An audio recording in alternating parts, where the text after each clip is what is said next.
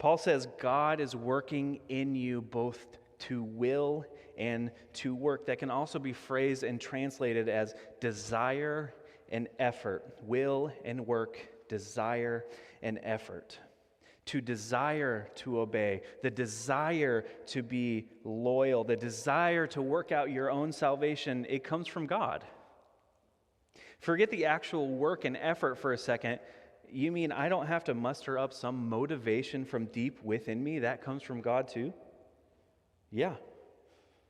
The desire to do good, to produce fruit, it must come from God, or else our motivations are man-made and therefore they are corrupted.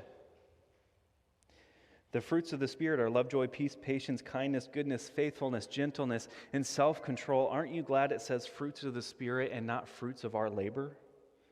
Fruits of your goodness, fruits that you must squeeze out of you with every ounce of your being. No, everything good comes from God.